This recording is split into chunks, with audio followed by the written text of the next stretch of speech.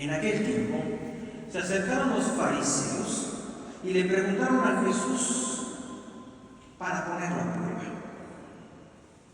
Le preguntaron: ¿le es lícito a un hombre divorciarse de su mujer? Él le replicó: ¿qué les ha mandado Moisés? Contestaron: Moisés permitió divorciarse dándole a la mujer un acta de repudio. Jesús les dijo: eso fue por vuestra terquedad. Así escribió Moisés ese precepto. Pero al principio de la creación Dios los creó varón y mujer. Por eso abandonará el hombre a su padre y a su madre y se unirá a su mujer y serán los dos una sola carne. De modo que ya no son dos, sino una sola carne. Porque lo que Dios ha unido, no lo separe el hombre. En casa, los discípulos volvieron a preguntarle sobre el tema. Él les dijo: si uno se divorcia de su mujer y se casa con otra, comete adulterio contra la primera. Y si ella se divorcia de su marido y se casa con otro, comete adulterio. Le acercaban niños para que los tocaran, pero los discípulos los regañaban. Al verlo, Jesús se enfadó y les dijo: dejad que los niños se acerquen a mí, no se lo impidan, porque de ellos es el reino de Dios. Os aseguro que el que no acepta el reino de Dios como un niño no entrará en él. Y los abrazaba y los bendecía, imponiéndoles las manos. Palabra del Señor. Si gusta sentarse, por favor.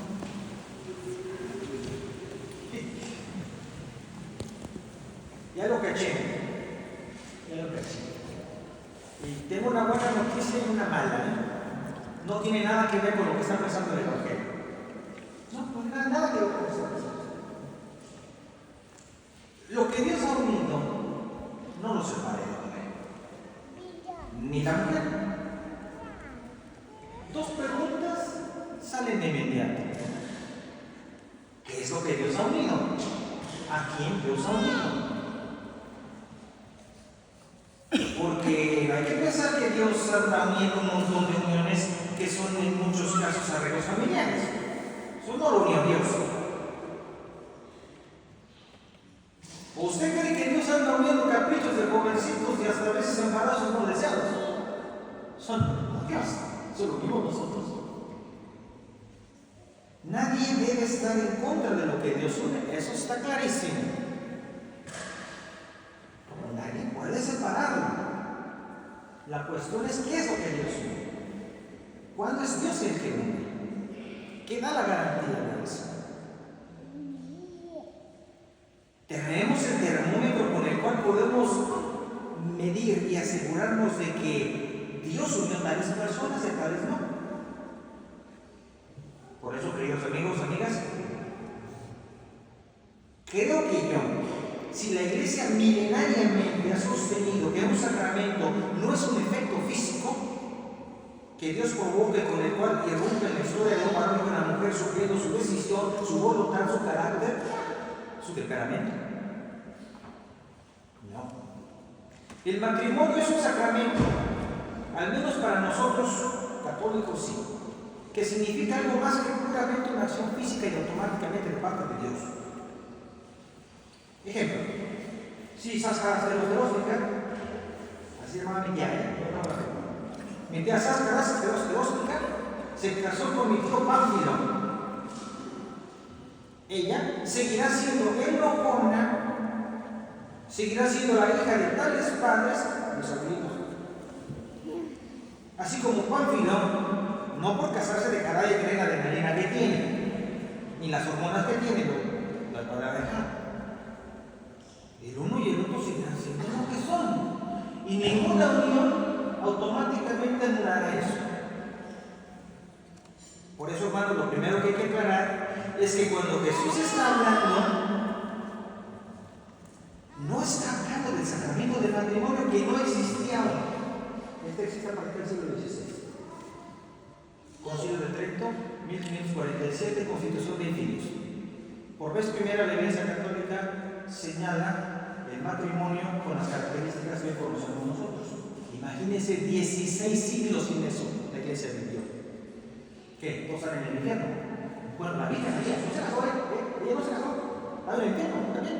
Digo, no sé, ¿verdad? Porque cuando procedemos a esa forma de pensar, creo que tenemos un despilfarro de ideas y no de razonamientos a partir de la fe. Como nosotros conocemos el sacramento,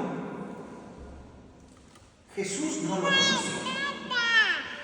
Jesús está hablando de la unión de un hombre y mujer del tiempo del judaísmo, que fue la que conoció. Y que por lo cierto era sumamente machista, porque solamente el varón podía despedir a la mujer. Solamente, la mujer no. Solamente el varón podía despedirla mediante una acta de divorcio. Y curiosamente no dice divorcio, dice separación, no dice divorcio. Divorcio es una palabra que inventamos nosotros. La palabra que utiliza es apostanaio, que quiere decir separación. No es nada legal en realidad. Y lo más interesante de todo es que le preguntan qué es lícito, no qué es válido, ni qué es bueno, ni qué es malo. Su pregunta es del orden jurídico, que es lícito. Y miren, porque aquí en este país es lícito abortar, es lícito en este país. Que sea válido y sea bueno es otro asunto. Una cosa es la legalidad, lo que es lícito. Porque hay muchas cosas que son lícitas, y más en Europa progresista, que no son válidas y no son buenas. Como la eutanasia, como el aborto, etcétera, etcétera, etcétera. Son lícitas, están permitidas por la ley, pero no por eso son buenas, no por eso son válidas. Hay que separar el orden moral del orden jurídico. Esa ley a la que habla Jesús es la ley del matrimonio si se le puede llamar porque no se le llamaba así, de la unión del varón y de la mujer que entre los judíos se practicaba en su tiempo. Ella no podía, pero él sí. Miren, el Deuteronomio número 24 hasta dice un número de razones por las cuales puede un varón repudiar a su mujer. Porque la palabra que dice es repudiar, porque tiene una tara.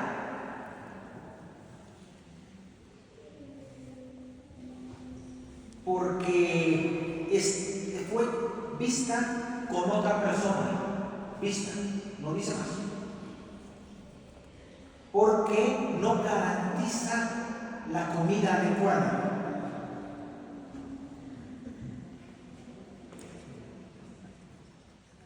Por eso se puede, en el tiempo de Jesús, por eso ve que Jesús no está de acuerdo, por eso les hace la pregunta, por eso les hace las cosas. Eso fue por la dureza de su corazón, que Moisés tuvo que hacerlo. Jesús está en contra de lo que están preguntando, porque eso lo dijo Moisés solamente porque son tercos ustedes. Pero no es así. Al principio las cosas no eran así. Y es curioso, ¿no? Porque solo cuando entendemos incluso la redacción de los 10 mandamientos, en donde el número 10, no codiciarás ni la finca, ni el buey, ni la muela, ni la mujer de tu hermano, donde la mujer entra a formar parte de las cosas que puedes codiciar de tu hermano, como si fuera otro mueble u otro de los animales que tienes. No lo puedes, porque es de él, no es tuyo, no puedes codiciarlo. En un contexto de eso se da usted cuenta que Jesús no podía estar muy de acuerdo, ¿verdad?, con lo que le están diciendo. Es por eso que la cosa se entiende diferente. Jesús está haciendo referencia a que esa ley que permita algo no tiene nadísima que ver con el amor, no tiene nada que ver con el proyecto de Dios. Su ley es otra cosa. Por eso les recuerdo lo importante: al principio no era así. Jesús les intenta decir que sería conveniente ir al principio y no a lo que por la terquedad de su corazón tuvo que hacer Moisés. O, ¿de veras usted cree que Jesús se la pasaba defendiendo el matrimonio a sabiendas de lo que él conoció como matrimonio, que era terriblemente injusto para las mujeres obligadas a casarse, las niñas obligadas a casarse, obligadas a tener hijos. Y si no repudiadas precisamente por no tenerlos, sino que le pregunté a la mamá que porque no le dio hijos, la echaron de su casa, la patearon y la mandaron con su papá, que repudiaba a mí. Porque la ley era completa, ¿eh? Si la repudiaba el marido para mandarla con su padre también la repudiaba y se quedaba sola, sin marido, sin hijos y sin papá. Era la peor de los fracasos, ¿sí? Porque en la sociedad suya solamente la presencia de un varón garantizaba la existencia. Lamentablemente, ¿usted cree que Jesús está hablando del matrimonio? Al menos el matrimonio como la Iglesia Católica lo tiene, no. Jesús está hablando de eso. Por eso no aplique este texto. Es que la Biblia dice que no se puede. ¿Dónde dice la Biblia? Él está hablando de otra cosa. No está hablando de los sacramentos del matrimonio de nosotros. Está hablando del sacramento, no puso un sacramento. Está hablando de las uniones que tenían en el tiempo de Jesús. Si bien es cierto que ya algunos rabinos del tiempo de Jesús, un tal Gilel, que muy probablemente Jesús visitó sus cursos, un tal Gilel, un tal Zacarías también, ya testimoniaban de la diferencia de esta aplicación de la ley. Decían que tendría que ser diferente.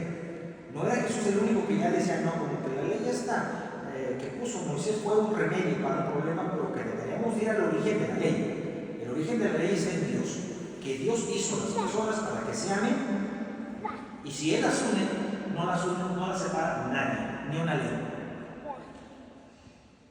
Al principio de la vida, Jesús va a lo que deben de ser las cosas, como salen de las manos de Dios, allá en la creación, en el paraíso, como lo vimos en la primera lectura, donde la mujer es presentada como saliendo de la parte del varón y de su sueño, que lo hace completamente completo, lo termina. Es la lectura del primer que hemos escuchado hoy, que tiene que ver con este segundo relato de la creación. Dios hace como que hace lo mejor por el hombre, pero no le sale bien.